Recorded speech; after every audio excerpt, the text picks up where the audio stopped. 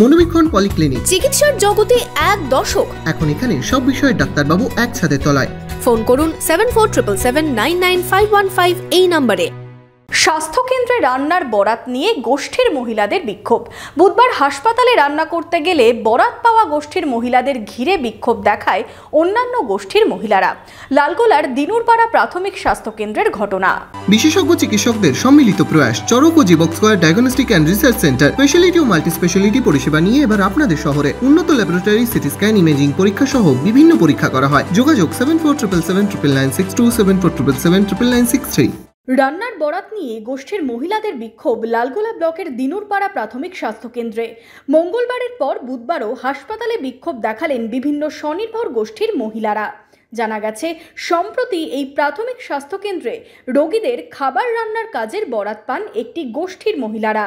মঙ্গলবার গোষ্ঠীর মহিলারা হাসপাতালে রান্নাঘর পরিষ্কার করতে গেলে তাদের ঘেরাও করে বিক্ষোভ দেখানো হয় বলে অভিযোগ। বুধবারও একই ঘটনা ঘটে।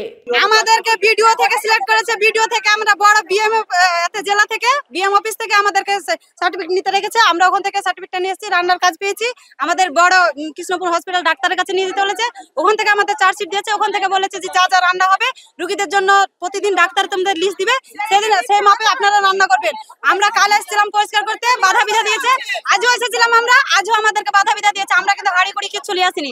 আমরা সেম শুধু এই ঘরটা পরিষ্কার করার জন্য এসেছি, ধোয়ার জন্য এসেছিলাম। আমরা হাড়ি কুড়ি কিচ্ছু নিয়ে আসিনি রান্না করার জন্য। জানা গেছে, এলাকায় আরো প্রায় 30টি গোষ্ঠী থাকলেও কাজ দেওয়া হয়েছে একটি গোষ্ঠীকেই। এতেই কাজের দাবিতে বিক্ষোভ দেখান বিভিন্ন গোষ্ঠীর মহিলারা।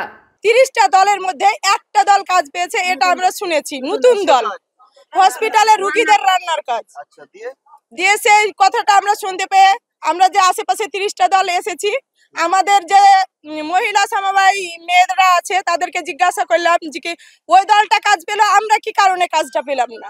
তারা বলছে, যাকে জিজ্ঞাসা করছি তারাই বলছে যে কি আমরা জানি না। আমরা কালকে ধর্নায় এসেছিলাম, আমাদের প্রধান সাহেব মহাশয় এসে বলে গেল 2 দিনের মধ্যে আমরা সব দেখছি। ও পুনরায় আজ সকালে ওরা আবার রান্না করতে এসেছে। তাই আমরা 30টা দল এখানে ধর্নায় বসেছি, যাতে রান্নার কাজ সকলেই পায়। এদিন বিক্ষোভের জেরে উত্তেজনা ছড়ায় হাসপাতাল চত্বরে। খবর পেয়ে ঘটনাস্থলে পৌঁছয় পুলিশ। বিক্ষোভকারীদের সাথে কথা বলেন তারা। এরপর স্বাভাবিক হয় পরিস্থিতি।